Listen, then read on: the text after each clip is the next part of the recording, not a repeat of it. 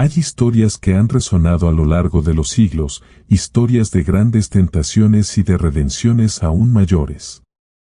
Desde el hijo pródigo que se alejó del amor de su padre, hasta David, el rey poderoso, que cayó en las trampas del orgullo y el pecado, la humanidad ha luchado durante mucho tiempo con el mismo desafío ancestral. ¿Cómo vencer el pecado? Estas historias revelan la profunda e implacable batalla entre la debilidad humana y la fuerza que reside en la gracia divina. Pero ¿y si la respuesta a esta lucha universal fuera más accesible de lo que creemos? ¿Podría haber una manera de superar los mismos pecados que parecen acecharnos, que nos hacen retroceder una y otra vez? Hoy profundizamos en una pregunta que muchos se hacen pero pocos entienden realmente: ¿cómo podemos superar cualquier pecado? Es una pregunta que trasciende el tiempo y su respuesta es más profunda de lo que podemos imaginar. Únase a nosotros mientras exploramos un camino hacia la redención, no solo de algunos pecados, sino de todos ellos. El pecado, en esencia, no es simplemente un acto aislado que ocurre en un momento de debilidad, sino un reflejo profundo de la condición humana. Es mucho más profundo que las acciones externas que nos manchan, penetra en el alma misma de la humanidad, dando forma a nuestros pensamientos, deseos y comportamientos. Desde el principio de la creación, el pecado ha proyectado una larga sombra sobre la humanidad, dejando huellas en cada corazón, en cada generación, en cada época. La historia de Adán y Eva no es solo una historia sobre dos individuos, es un espejo que refleja la lucha de toda la humanidad. Cuando Adán y Eva, los primeros de la creación de Dios, comieron el fruto prohibido, no simplemente desobedecieron una orden, pusieron en marcha una rebelión espiritual que resonó a través de los siglos. Este no fue un pecado común, ni un simple acto de desobediencia, fue la primera fractura en la relación entre el hombre y Dios. Fue un acto que repercutiría durante milenios, infectando a cada alma nacida en este mundo. Con cada generación sucesiva, esta semilla de rebelión creció, incrustándose en la naturaleza misma de la humanidad. El concepto de pecado original no es simplemente una idea teológica que deba debatirse, es una realidad que experimentamos a diario. El hecho mismo de que cada uno de nosotros nazca con propensión a pecar revela una verdad que no podemos ignorar. El pecado no es algo externo a nosotros, algo que se pueda achacar únicamente al mundo o a los demás, está entretejido en la estructura de quienes somos. Contamina nuestra naturaleza desde el momento de la concepción, haciendo falible a todo ser humano, desde los reyes más altos hasta los servidores más humildes. Es esta naturaleza ineludible del pecado la que hace que la lucha esté tan profundamente arraigada en el alma humana. Podemos mirar a nuestro alrededor y ver el mundo aparentemente prosperando en el pecado, cada persona consumida por sus propios deseos, pero también lo sentimos dentro de nosotros mismos. El conflicto interno entre el bien y el mal, entre lo que sabemos que es correcto y lo que nos encontramos haciendo. De todos modos, hay una voz interior que nos dice que lo hagamos mejor, que luchemos por la justicia, pero también hay una innegable atracción hacia lo fácil, lo fugaz y lo pecaminoso. Y cuando fallamos, cuando cedemos, cuando no alcanzamos la gloria para la que fuimos creados, la culpa y la vergüenza nos abruman. Este es el peso del pecado. No se trata solo de una serie de acciones incorrectas, es el pesado manto que cubre nuestro espíritu.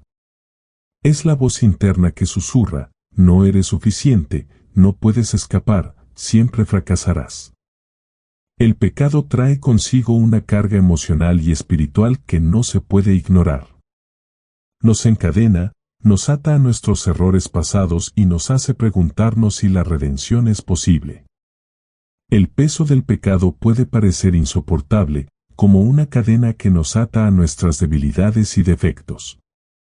Muchos, en momentos de tranquila reflexión, se sienten atrapados por el pecado. Se preguntan si alguna vez serán realmente libres. Nos preguntamos, ¿es esto todo lo que soy? ¿Siempre seré así? La tentación de desesperarse se hace más fuerte con cada fracaso, cada paso en falso. ¿Cuántas veces nos hemos prometido que cambiaríamos, que nos liberaríamos, solo para encontrarnos repitiendo los mismos patrones? Esta sensación de desesperanza, esta creencia de que estamos destinados a repetir nuestros errores, es quizás el arma más poderosa que el pecado empuña contra nosotros.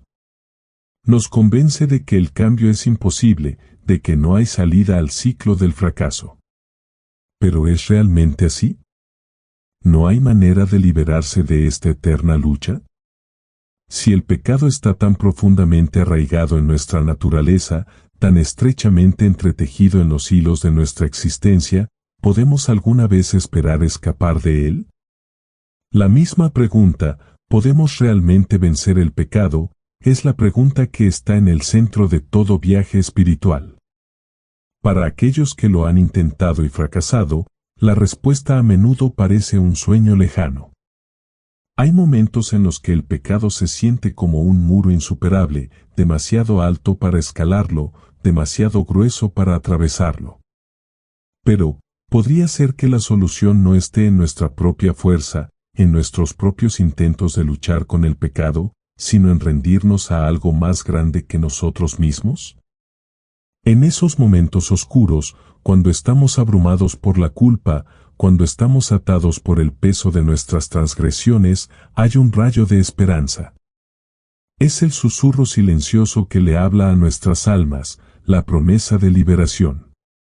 ¿Qué pasaría si vencer el pecado nunca se tratara de nuestra fuerza para luchar contra él, sino de nuestra voluntad de recurrir a algo más poderoso, algo más allá de nuestro entendimiento? Podría ser que el camino hacia la libertad no resida en nuestra voluntad de resistir, sino en rendirnos a una fuerza que es mayor que todas nuestras tentaciones combinadas. Este es el misterio que muchos no logran comprender, que al reconocer nuestra propia impotencia, desbloqueamos el poder de vencer. Al aceptar nuestra fragilidad, dejamos espacio para que entre la fuerza. El camino para liberarnos del pecado puede no ser a través de nuestros propios esfuerzos, sino a través del reconocimiento de que no somos capaces de salvarnos a nosotros mismos. ¿Podría ser que la manera de salir de la oscuridad sea mirar a aquel que tiene el poder de liberarnos? Por supuesto, hay un gran misterio en esto. En el momento en que reconocemos la imposibilidad de nuestra situación, comenzamos a comprender la verdadera naturaleza de la gracia.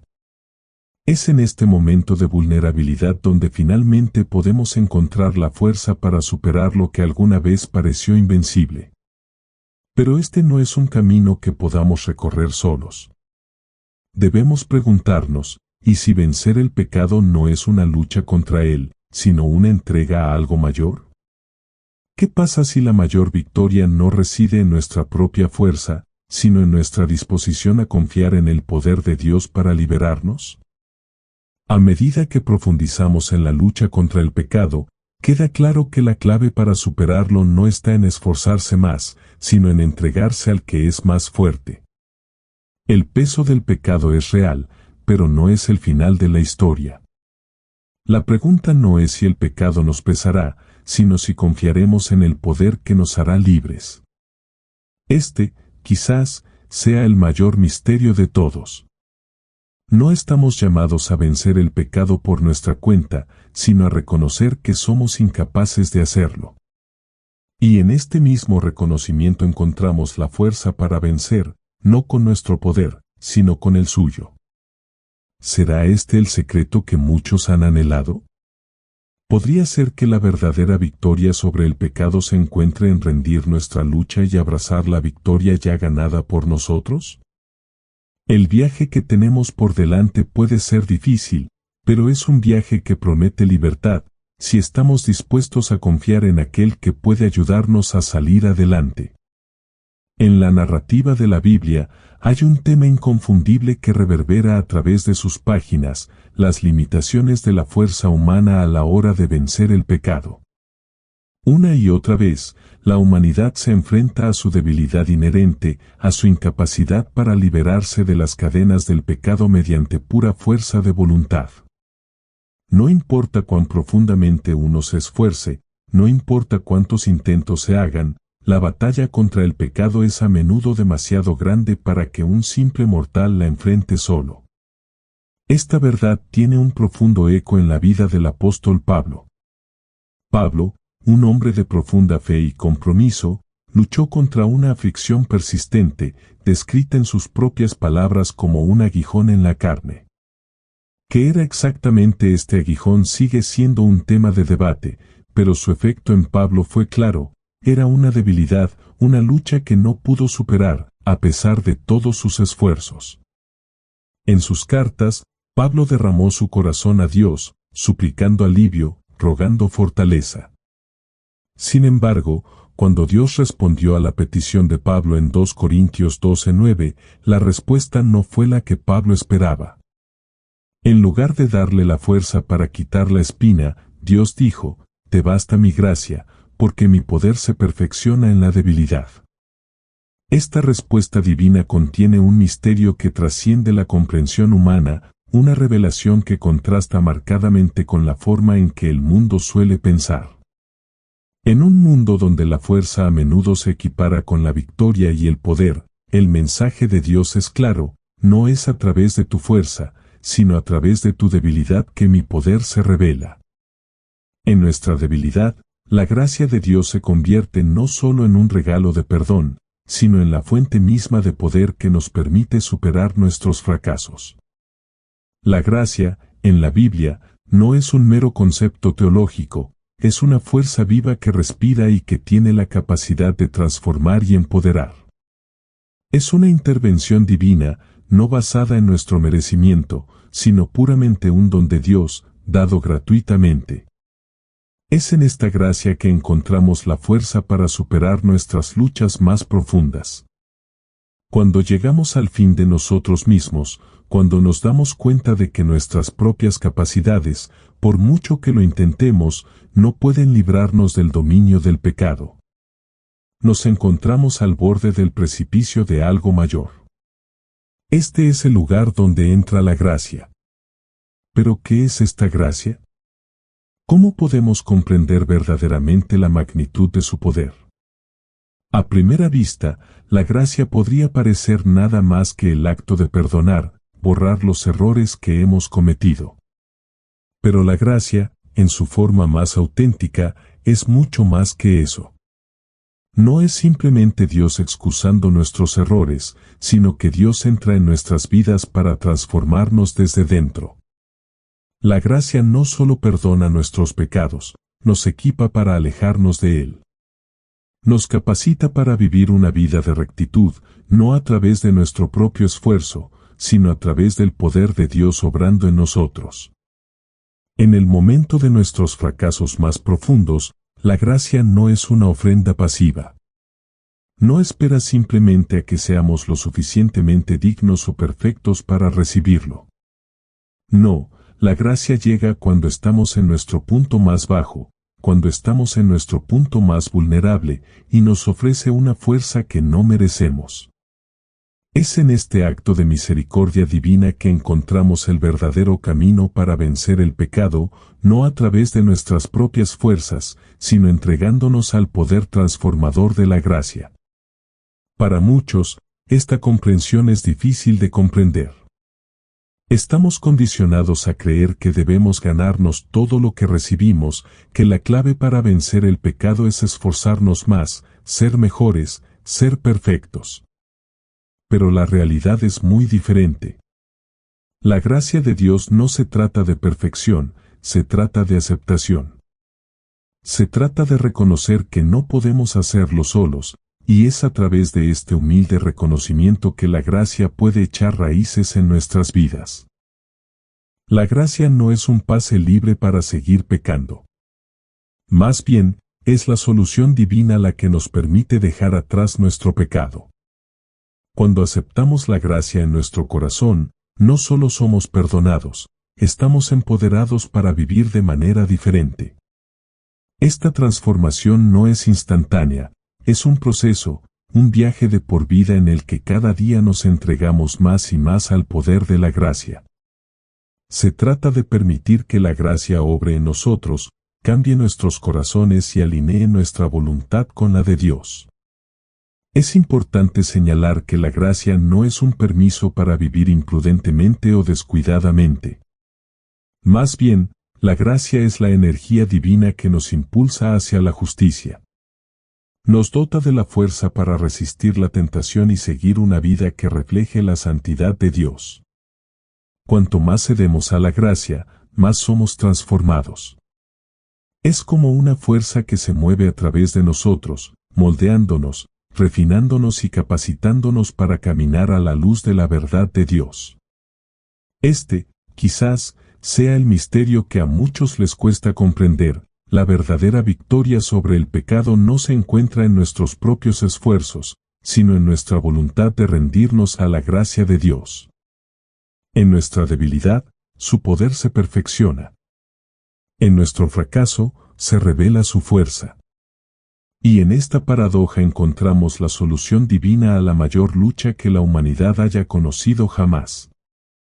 Cuando aceptamos esta gracia, ya no estamos atados por el peso del pecado. Más bien, somos elevados por el poder de la misericordia de Dios. Las cadenas que una vez nos ataron se rompen, no por nuestro propio esfuerzo, sino por el poder de la gracia que obra en nosotros.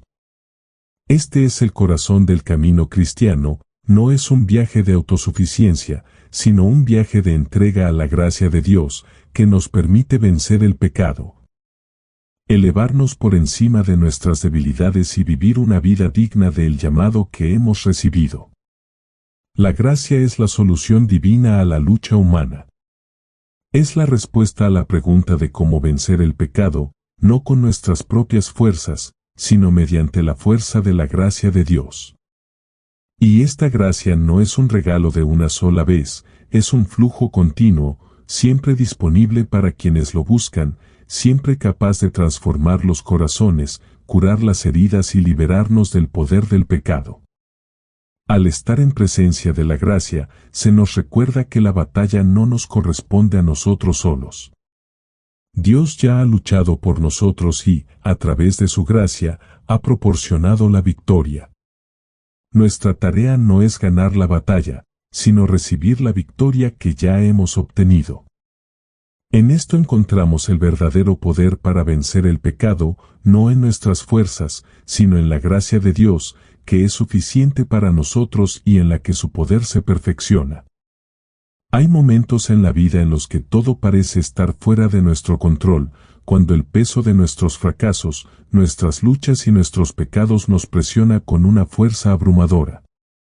Es en estos momentos, quizás más que en cualquier otro, que estamos llamados a comprender una verdad profunda, que trasciende el razonamiento humano y va más allá de los límites de la realidad tangible, la fe. Porque la fe es la mano invisible que nos guía, la fuerza invisible que nos capacita para elevarnos por encima de nuestras circunstancias y entrar en el reino de las posibilidades divinas. El camino para superar el pecado, en el sentido más amplio, no depende de la fuerza de nuestros esfuerzos o de la pureza de nuestras intenciones, sino de algo mucho más profundo y misterioso, la fe. La fe, en su forma más auténtica, no es simplemente un asentimiento intelectual o una creencia fugaz en un concepto vago, es una confianza activa y viva en el carácter de Dios, en sus promesas y en su capacidad para obrar milagros en nuestras vidas. La fe no se limita al ámbito de la certeza, prospera en la sombra de la duda, en medio de la incertidumbre.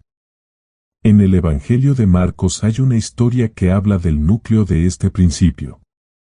Un padre, desesperado por ayuda, lleva a Jesús a su hijo, que ha sido poseído por un demonio. La condición del niño lo ha atormentado durante años y, al parecer, nadie puede ofrecerle una solución. En su desesperación, el padre recurre a Jesús, buscando no solo esperanza, sino la posibilidad misma de liberación. Jesús, al ver su corazón, responde con palabras que resuenan a través de los siglos: si puedes creer, al que cree todo le es posible. El Padre, en un momento de cruda honestidad, clama: Señor, creo, ayuda a mi incredulidad. Marcos 9:24. Este intercambio simple pero profundo encierra un misterio que se encuentra en el corazón de la fe cristiana. La respuesta del Padre, aunque marcada por la duda, revela la esencia de la verdadera fe. La fe no es la ausencia de duda, sino la voluntad de confiar en Dios en presencia de ella. De hecho, la súplica del Padre: ayuda a mi incredulidad, es quizás la oración más honesta y fiel que cualquiera de nosotros pueda ofrecer.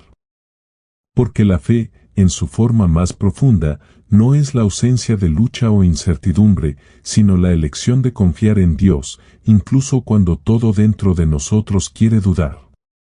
¿Por qué es esto importante cuando se trata de vencer el pecado? La respuesta está en la naturaleza misma del pecado mismo. El pecado nos enreda, nos atrapa y muchas veces nos lleva a creer que somos impotentes contra él. Incluso podemos empezar a pensar que estamos más allá de la redención, que no hay manera de salir del ciclo del fracaso. En estos momentos, la fe es la llave que abre la puerta a la gracia. La fe abre el camino para que Dios obre en nuestras vidas, para que su fuerza supere nuestra debilidad y para que su sabiduría nos saque de la oscuridad. La fe, en el contexto de vencer el pecado, no se trata simplemente de tener los pensamientos o sentimientos correctos acerca de Dios, se trata de confiar en que Él proporcionará la fuerza, la sabiduría y el coraje necesarios para liberarse de las garras del pecado. Se trata de creer que, por insuperable que parezca el desafío, Dios es más grande que nuestras luchas y su poder es más que suficiente para librarnos de las cadenas del pecado. Sin embargo, aquí reside otro misterio: la fe no siempre es un camino fácil y llano. No siempre viene acompañado de una sensación de certeza o paz.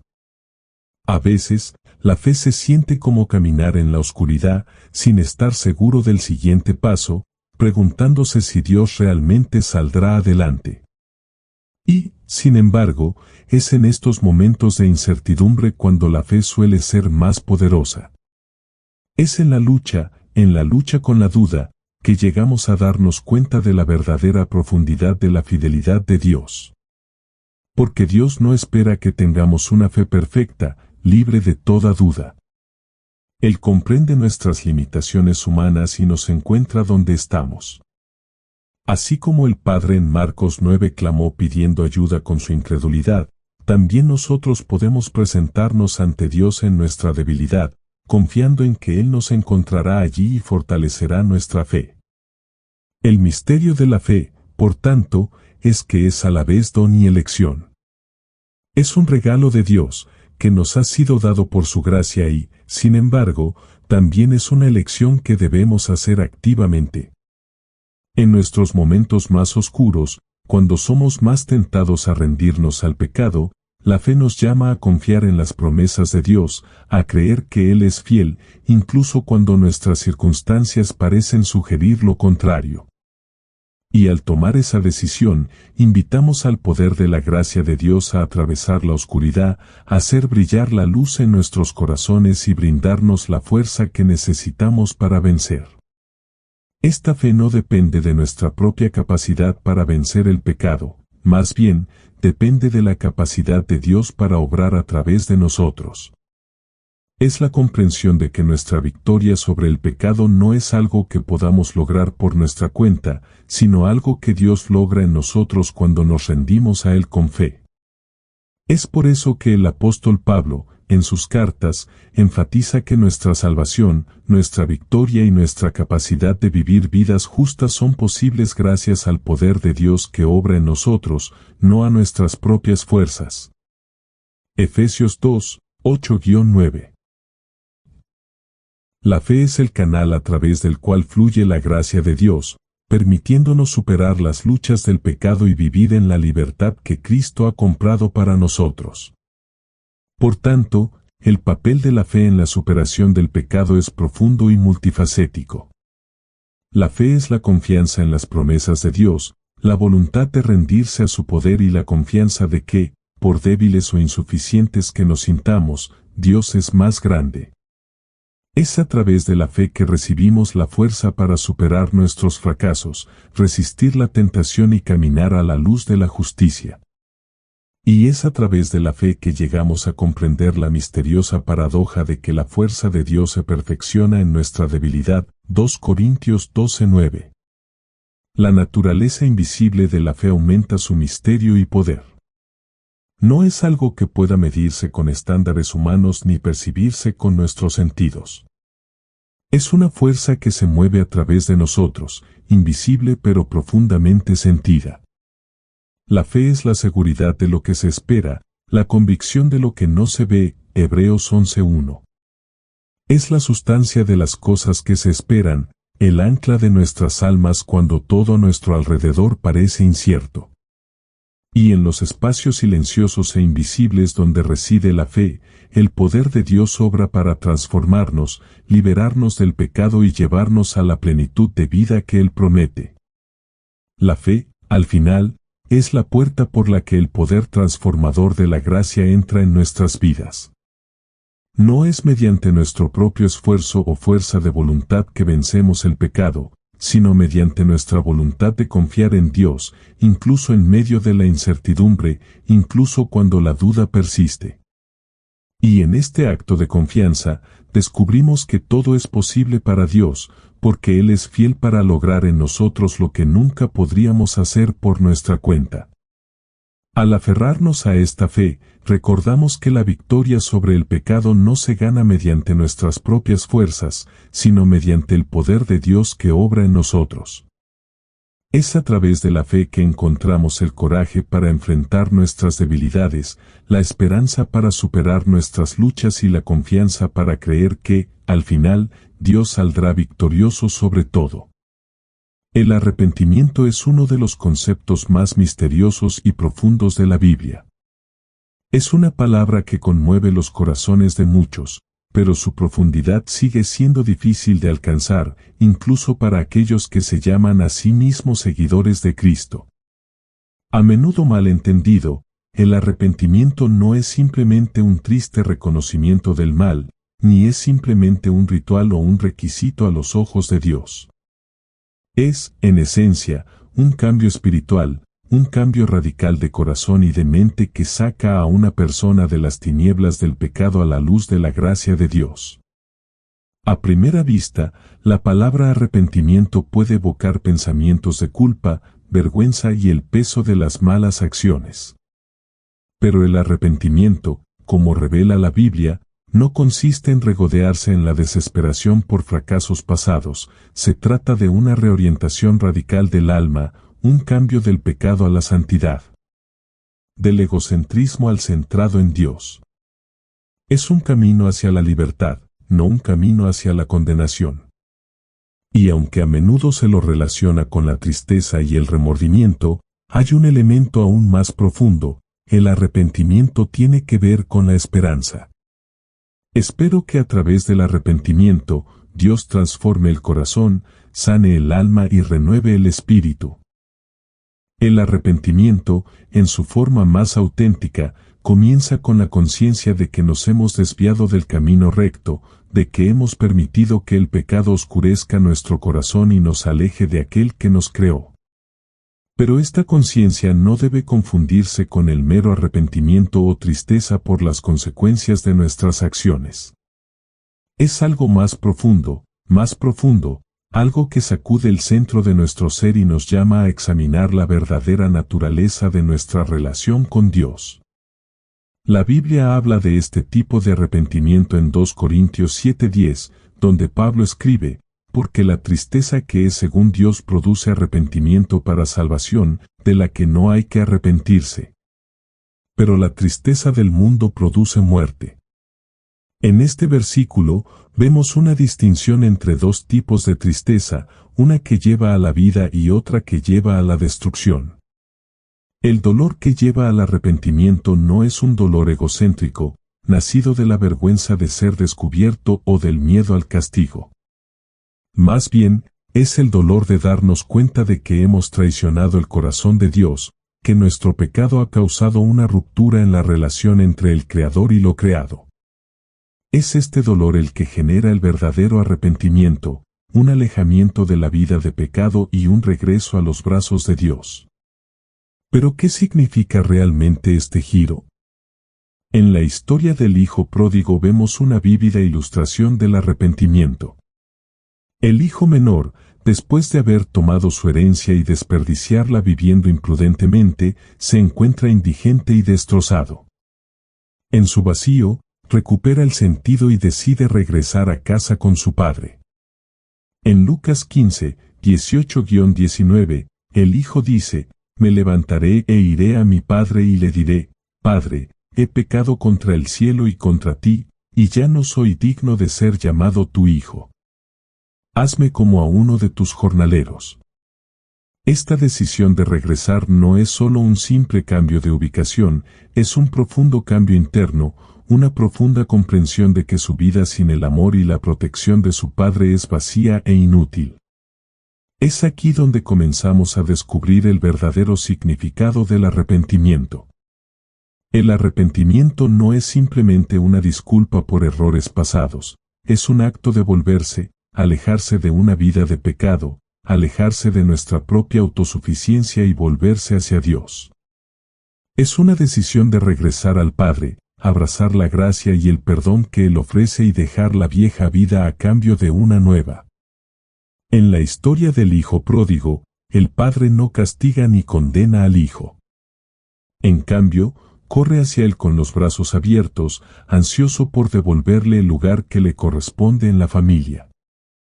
Este es el misterio del arrepentimiento, no se trata solo de regresar a Dios, sino de darnos cuenta de que Dios nos está esperando, siempre listo para restaurarnos a un lugar de amor y aceptación. El arrepentimiento, sin embargo, no es un evento que ocurre una sola vez. No es algo que hacemos una vez y luego dejamos de lado, como si fuera una casilla de verificación en la vida cristiana. Es más bien un proceso continuo, un continuo volver el corazón hacia Dios, día tras día, momento tras momento. Este es el misterio del verdadero arrepentimiento, no se trata de perfección, sino de dirección. El arrepentimiento es el reconocimiento de que todavía no somos lo que deberíamos ser, pero estamos en camino.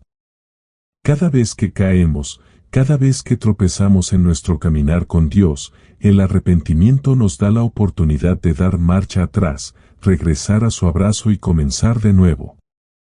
En el libro de Apocalipsis, el mensaje a las 7 iglesias es tanto de advertencia como de esperanza. A la iglesia en Efeso, Jesús le dice, acuérdate, pues, de donde has caído, arrepiéntete y haz las primeras obras, Apocalipsis 2:5. Este llamado al arrepentimiento no es un evento único, sino un proceso continuo, un recordatorio de que incluso los más fieles deben regresar continuamente al amor y la gracia de Dios. El arrepentimiento no se trata de hacernos perfectos con nuestras propias fuerzas, sino de reconocer que somos imperfectos, reconocer que necesitamos a Dios y elegir, una y otra vez, volver a Él. El acto de arrepentimiento en sí es algo misterioso y poderoso. Es un reconocimiento de que nos hemos alejado de Dios, pero también es un reconocimiento de su amor y misericordia infinitos. Cuando nos arrepentimos, no estamos simplemente reconociendo nuestros fracasos, también estamos reconociendo la grandeza de la gracia de Dios. Esta gracia no se agota ni se cansa de perdonarnos. Es una fuente que nunca se seca, un amor que nunca se desvanece, una misericordia que perdura para siempre. Cada vez que nos arrepentimos, somos invitados a regresar al corazón de Dios, a ser restaurados a un lugar de comunión con Él.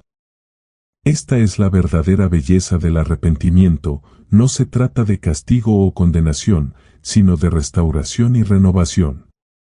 Es el camino hacia el verdadero cambio, la avenida por la cual el corazón de un pecador se transforma en el corazón de un santo. Cuando nos arrepentimos, no solo buscamos el perdón, buscamos un nuevo comienzo, una nueva vida en Cristo. Lo viejo pasó y lo nuevo ha llegado. El misterio del arrepentimiento es que, a través de él, somos hechos nuevos, no por nuestro propio poder o esfuerzo, sino por el poder de la gracia de Dios que obra dentro de nosotros. Cuando nos presentamos ante Dios en arrepentimiento, no nos presentamos avergonzados, sino con esperanza. Porque el arrepentimiento no es un viaje de condenación, es un viaje de redención. Es un viaje que nos lleva de regreso al Padre, de regreso al lugar del amor, la aceptación y la transformación. Cada vez que acudimos a Dios en arrepentimiento, somos invitados al misterio de su gracia, al misterio de su perdón y al misterio de su amor inmutable. Para comprender plenamente cómo vencer el pecado, uno debe entrar en el reino del misterio, donde las fuerzas invisibles de lo divino chocan con la realidad terrenal del creyente. Es en este espacio sagrado donde habita el Espíritu Santo, una presencia interior que es a la vez desconcertante y transformadora. El Espíritu Santo no es simplemente un concepto teológico, una doctrina que hay que memorizar o un título que hay que reconocer. El Espíritu Santo es la presencia viva y respirante de Dios, tanto íntima como trascendente, que trabaja dentro de nosotros para llevarnos a la victoria sobre el pecado. Imagine por un momento, si lo desea, la lucha de un alma atada por el pecado. Una vida agobiada por deseos, tentaciones y fracasos, siempre esforzándose pero nunca alcanzando la victoria. El corazón anhela la libertad, pero permanece cautivo de las cadenas de su propia debilidad. Esta es la difícil situación de todo ser humano, desde la caída de Adán y Eva, el comienzo de la lucha de la humanidad contra el pecado. Pero ¿qué pasaría si, escondida dentro del plan divino, hubiera una fuerza, un poder invisible, pero profundamente real, que pudiera romper estas cadenas?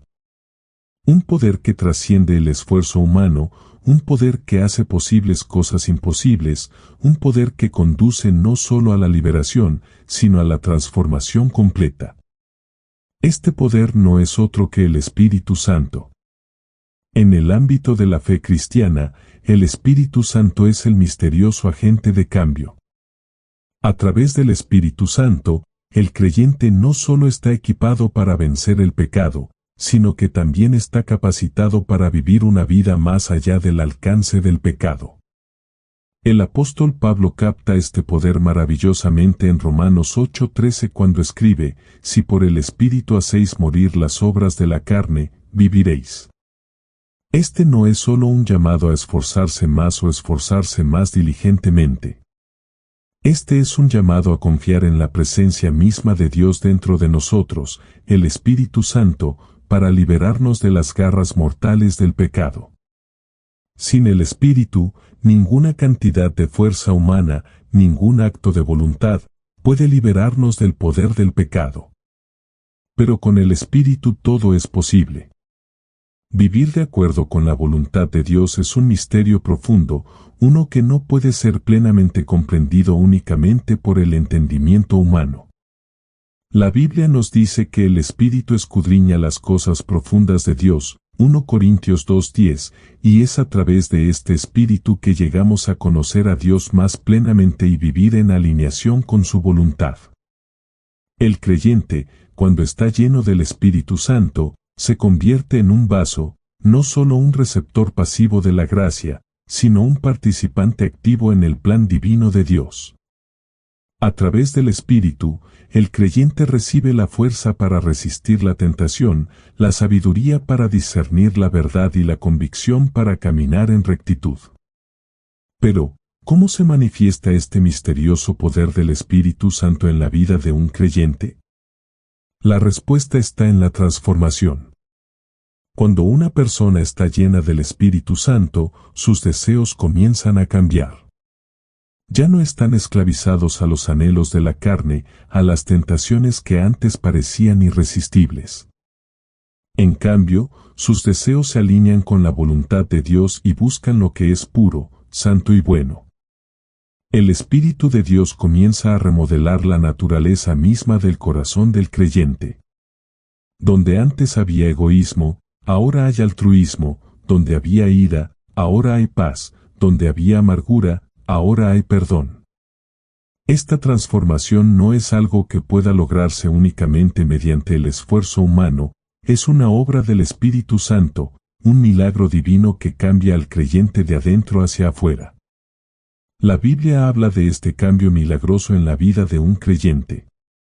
En Gálatas 5, 16-17, Pablo escribe: por eso digo, andad en el Espíritu, y no satisfaréis los deseos de la carne.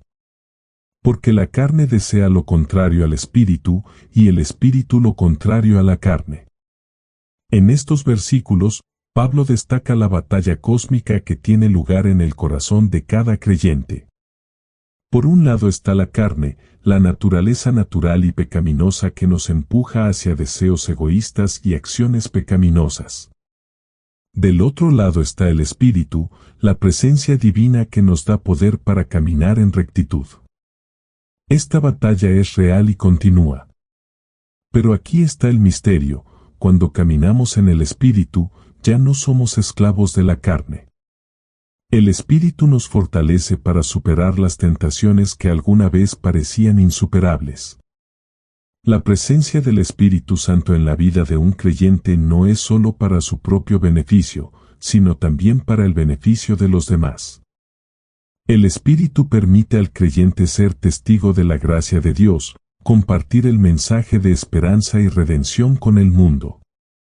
Esta es la victoria definitiva sobre el pecado, no solo en la justicia personal, sino en la capacidad de vivir como una luz en un mundo oscuro, para señalar a otros la gracia salvadora de Jesucristo.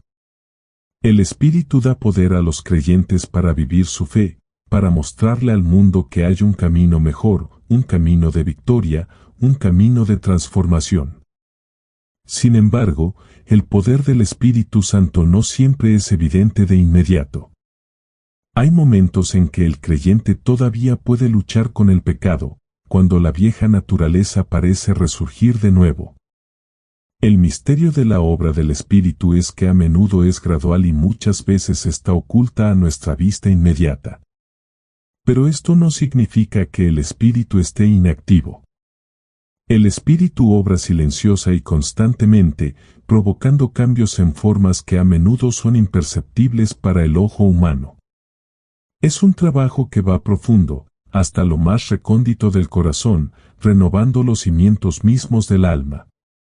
La transformación es real, pero ocurre en el tiempo de Dios, no en el nuestro. Es importante señalar que el poder del Espíritu Santo no nos da la libertad de vivir descuidadamente o imprudentemente. Más bien, nos capacita para vivir una vida de santidad y rectitud. El Espíritu no nos permite caer en el pecado, pero nos fortalece para resistirlo. En Efesios 5:18, Pablo instruye a los creyentes a ser llenos del Espíritu, enfatizando que esta llenura no es un evento único sino un proceso continuo. Cuanto más nos rendimos al Espíritu, más evidente es su poder en nuestras vidas. El Espíritu nos da poder para vivir de una manera que glorifique a Dios, para vivir una vida que sea consistente con su voluntad y para caminar en la victoria que Cristo ya obtuvo. Caminar en el Espíritu es caminar en victoria. No es una victoria que se logra mediante el esfuerzo humano, sino una victoria que se logra mediante el poder de la presencia de Dios dentro de nosotros. El Espíritu Santo es la clave para vivir una vida que venza el pecado, una vida que refleje la justicia de Dios, una vida que viva la victoria de Cristo. En última instancia, el poder del Espíritu Santo es el arma secreta en la batalla contra el pecado. Es a través del Espíritu que el creyente puede hacer morir las obras de la carne y vivir según la voluntad de Dios. El Espíritu no es solo un guía pasivo, Él es la presencia misma de Dios, trabajando en nosotros y a través de nosotros para lograr la transformación que tanto necesitamos. La victoria sobre el pecado no la podemos ganar nosotros, sino que Dios la debe dar. Y Él lo da gratuitamente, mediante el poder del Espíritu Santo. Esta es la verdad misteriosa e inspiradora de la fe cristiana, que a través del Espíritu Santo, no solo somos perdonados de nuestros pecados, sino que también somos capacitados para vivir vidas victoriosas. Ya no somos esclavos del pecado, sino vasos de la justicia de Dios. La batalla ya ha sido ganada y la victoria es nuestra, si estamos dispuestos a ceder al poder del Espíritu Santo. El camino para vencer el pecado no es fácil. Requiere una combinación de gracia, fe, arrepentimiento y el poder del Espíritu Santo. Pero no es un viaje que hacemos solos. Dios camina con nosotros, ofreciendo perdón, fortaleza y la esperanza de transformación. La clave para vencer el pecado no está en nuestro propio esfuerzo, sino en rendirnos a su voluntad, confiar en su gracia y permitir que su Espíritu obre dentro de nosotros. Cualquiera que esté luchando contra el pecado debe saber esto: la redención siempre está a su alcance. Ningún pecado es demasiado grande para que Dios lo supere. La cuestión no es si puedes superarlo, sino si estás dispuesto a confiar en el poder divino que puede liberarte.